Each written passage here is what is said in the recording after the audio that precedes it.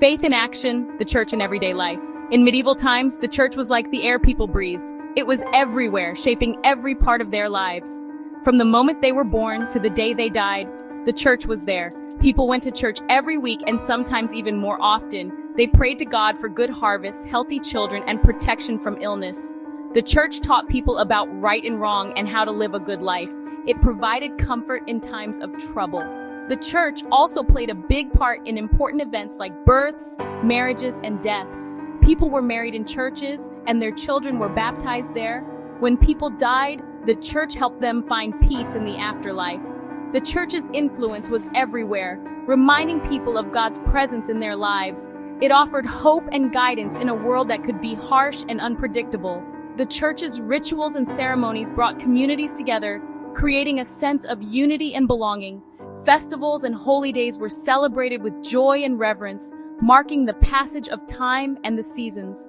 The church was also a center of learning, preserving knowledge and fostering education.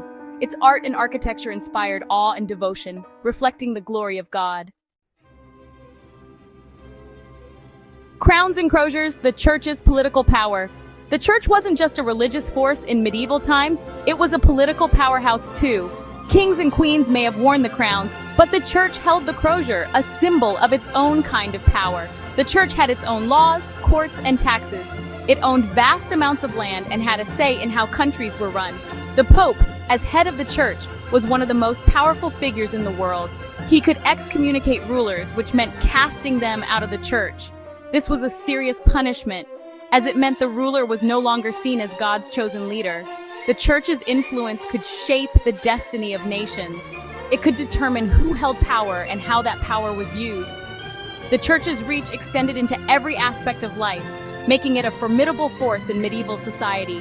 Its authority was unmatched, and its influence was felt far and wide. Riches and responsibility, the wealth of the church. The church in medieval times was incredibly wealthy. It owned vast tracts of land, sometimes even more than kings and queens. This wealth came from donations from the faithful, taxes collected from the people, and gifts from rulers seeking the church's favor. This wealth wasn't just about gold and silver, it was about power and influence. It allowed the church to build magnificent cathedrals, support monasteries and convents, and provide charity to the poor and sick. However, the church's wealth also led to criticism. Some people felt that the church had become too focused on material possessions and had lost sight of its spiritual mission. This tension between the church's wealth and its spiritual role was a defining aspect of its existence in the medieval world. The church's treasury was filled with riches, but it also had the responsibility to use this wealth wisely. Decisions on how to allocate these resources were often debated among church leaders. The construction of grand cathedrals was seen as a testament to the church's glory and devotion. Yet the faithful continued to support the church, believing in its spiritual mission despite the wealth it amassed. Section 4. Havens of Knowledge, Monasteries, and Medieval Learning. Monasteries were like islands of peace and learning in the often turbulent medieval world. These communities of monks dedicated themselves to prayer, scholarship, and preserving knowledge. They copied ancient texts by hand, saving countless works of literature and philosophy from being lost forever. Monasteries also served as centers of education. They ran schools for boys, teaching them reading, writing, and arithmetic. Beyond these subjects, monks explored subjects like astronomy, mathematics, and music. These secluded communities played a vital role in transmitting knowledge from one generation to the next. They kept the flame of learning alive during a time when education was a privilege, not a right. Monks often engaged in deep philosophical debates, sharing and refining ideas that would shape the intellectual landscape of Europe. They also cultivated gardens, growing herbs for medicinal purposes, which contributed to the health and well-being of their communities. Additionally, monks were skilled artists, illuminating manuscripts and creating religious icons that are treasured to this day. Section 5. Swords and Sanctity. The impact of the Crusades.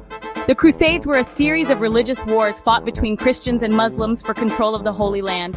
These campaigns, endorsed by the Church, had a profound impact on medieval Europe and the Middle East. On one hand, the Crusades led to increased trade between East and West, exposing Europeans to new ideas and goods. They also spurred technological advancements in warfare and navigation. However, the Crusades also had a dark side. They were marked by violence, bloodshed, and intolerance. The Crusades left a legacy of bitterness and mistrust between Christians and Muslims that continues to this day.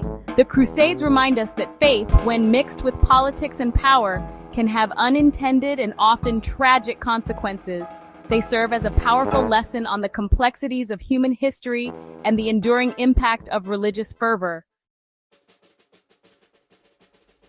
Section 6. Shadows of Faith, the Inquisition and Its Legacy. The Inquisition was a dark chapter in the history of the Church. Established to combat heresy or beliefs that went against the Church's teachings, the Inquisition became associated with fear and persecution. Individuals suspected of heresy were subjected to harsh interrogations and trials. Punishments ranged from imprisonment to death, often by burning at the stake. The Inquisition cast a long shadow over medieval Europe. It created an atmosphere of suspicion and fear, where people were afraid to express views that differed from the Church's teachings.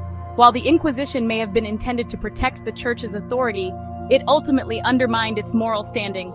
The legacy of the Inquisition is a reminder of the dangers of unchecked power. It serves as a historical lesson on the importance of justice and human rights. The Church's influence was vast, but the Inquisition's shadow remains a cautionary tale. Section 7. An Enduring Legacy, the Church's Impact on the World. The medieval Church was a complex and often contradictory institution. It was a source of great comfort and inspiration, offering hope and guidance in a world often shrouded in darkness.